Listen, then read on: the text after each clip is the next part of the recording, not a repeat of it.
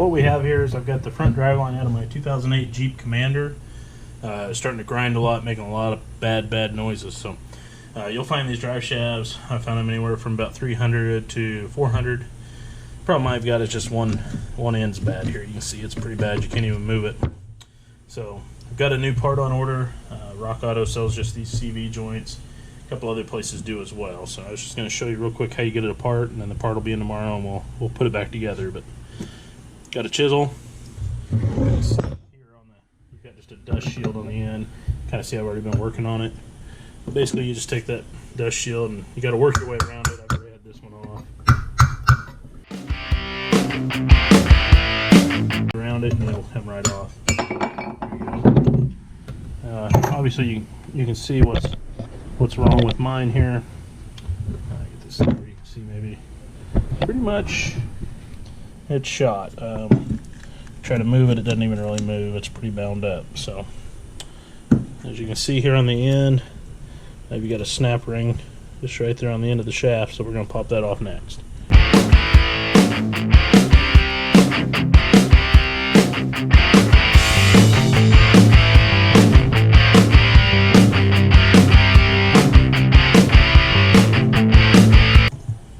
There's the snap ring. And it should just come right off. A little tap.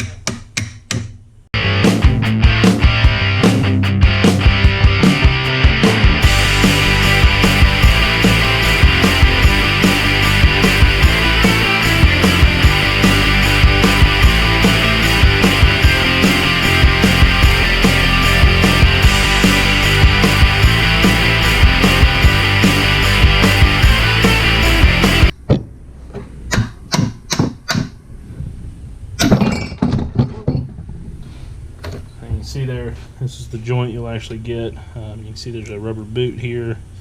It's got a dust shield on each side. I mean, you can see just how trash mine was. Biggest thing you want to look at here is your splines. You'll see there's a little bit of wear on these splines, but overall, not too terribly bad. The splines are still in usable shape. So you can see a little bit of wear on them, but overall not too bad. I'm going to go ahead and use them. Like I said, this shaft's $400. Basically at this point you just got to cut this plastic, cut this little strap off, and you can get the rest of the boot off and clean it up. Alright, here we are. We're going to assemble our CV joint on the end of our 2008 Jeep Commander driveline. Got this in today. Ordered it off of Amazon. You can see it's a Dorman part number 932-303. And just thought I'd show you some of the parts. So you got a tube of grease. Got your one dust shield with the boot. Got your other dust shield gasket, which is going to go on the boot side. Got your actual CV joint. You will notice that it's got two different styles. So you've got this end. You need to pay attention to which end goes where. The nice thing is your dust shields will only fit in one direction. So you can kind of see here, this dust shield, if you were to put it on this way, it doesn't fit. So it kind of helps you identify your flush end. I'm going to call it the flush end there. That's going to go to the outside. This end will go towards your driveline. So, like I said, this is your dust shield for the other side. If you were to look at this, same thing there. You flip it over, obviously it doesn't fit. You also get your new boot clamp, your snap ring, all your bolts, and your plates, your support plates. The gasket that will go on actually your boot end, because this end here will actually be, this particular dust is sandwiched between your CV joint and the yoke on the transfer case. This one is just have these, so we're going to put this on the end with the boot.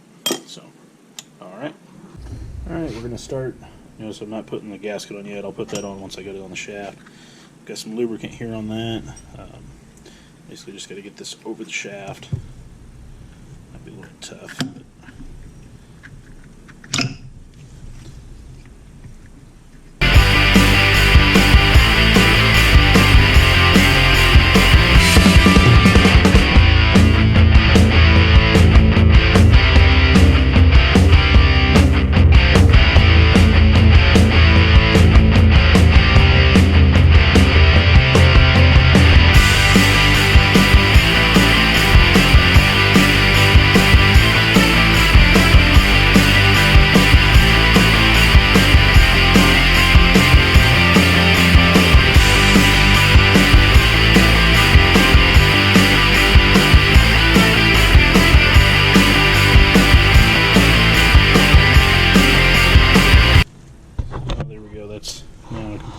shaft.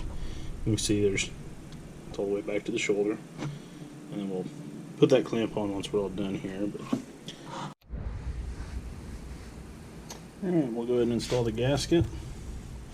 Peel off the adhesive protection. Line it up. All the bolt holes.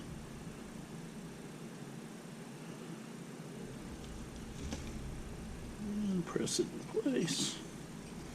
And then we'll take some of this grease.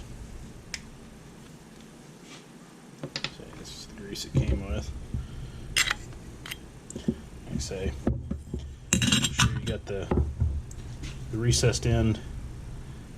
This recess, you can see the recess from the race. It's also tapered a bit here. You can see it's not tapered here. Like I say, this cap fits here, but it will not fit here. So this is the end that's going to go on here. We'll take that, we'll pack some grease in it.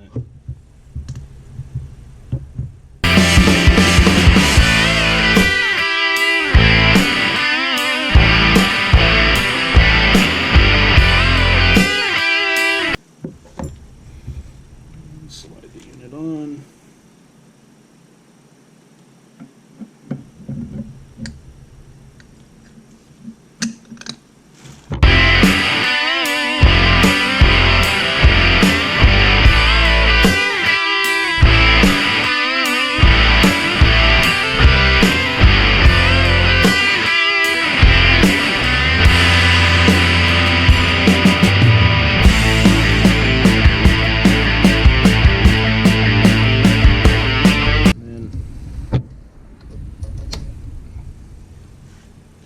Next step is just to pack your grease in.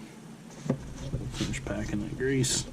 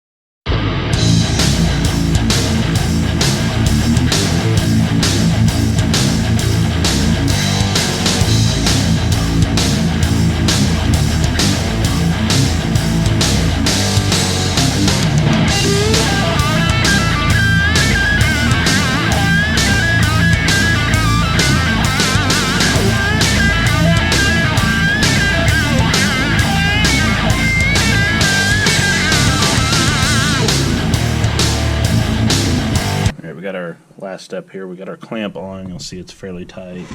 All three of the little dog ears are engaged in the clamp. You'll see on one side of the clamp, see there's some holes there. It's just got little dog ears here on the tab. So you get it as tight as you can. And then that part right there is what we're going to actually be crimping. You'll see here it's a special tool does it. Just set it on there.